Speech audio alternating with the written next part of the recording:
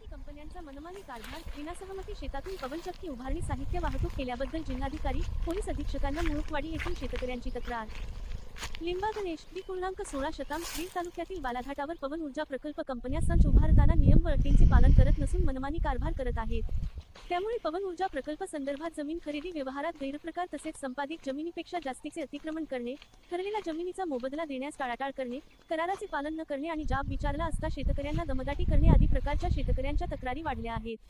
त्यातच आता शेतकऱ्यांच्या सहमतीविना परवाना कोणाचाही मोबदला न देताच शेत जमिनीमधून गट क्रमांक 657 मधील 62 आर शेतजमिनीमधून renew green M. XP one private limited नवी दिल्ली ही कंपनी पवनचक्की उभारणी करत असून कंपनीने .9 फेब्रुवारी पासून आमच्या शेत जमिनीमधून माझ्या कुटुंबाच्या संमतीशिवाय पवनचक्की प्रकल्प उभारण्यासाठी फोकलेन, जेसीबी, जीप, पिकअप अशा विविध वाहनांची वाहतूक करत असून हे नियमबाह्य व माझ्या शेतजमिनीचे नुकसान करणारे आहे. त्यामुळे सदरील कंपनीस माझ्या शेतातून वाहतूक करण्यास प्रतिबंध करण्यात यावा अशी लेखी तक्रार रोहित सुरेश हास यांनी जिल्हाधिकारी व पोलीस अधीक्षक बीड यांना केली आहे.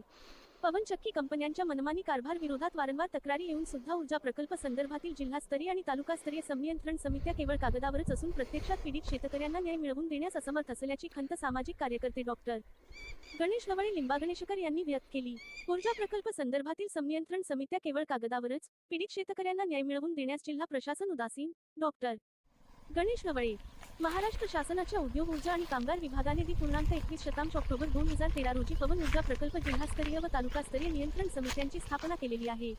या समित्यांना पवन ऊर्जा प्रकल्पाशी निगडीत असलेल्या जमिनीच्या व्यवहारांबाबत कायदेशीर बाबी व अनिश्चितता तपासणे तसेच पवन ऊर्जा प्रकल्पाशी निगडीत असलेल्या जमिनीच्या व्यवहारांमध्ये योग्य व्यावहारिक व मोबदला मिळत असल्याबाबत खात्री करणे, पवन ऊर्जा प्रकल्पाबाबत समितीकडे आलेल्या तक्रारींची चौकशी करून त्यावर योग्य ती कारवाई करणे आणि जिल्ह्यातील पवन ऊर्जा प्रकल्पांच्या अनुषंगाने उद्भवणाऱ्या अडचणींचे निराकरण करणे, त्याचप्रमाणे शेतजमीन मालक, शेतकरी आणि ग्रामस्थ आणि प्रकल्प विकासक यांच्यामध्ये समन्वय ठेवणे, प्रकल्प उभारण्यासाठी व प्रकल्प कार्यरत राहण्यासाठी स्थानिक स्तरावरचे सर्व प्रकारचे सहाय्य करणे इत्यादी अधिकार यांना दिलेले आहेत.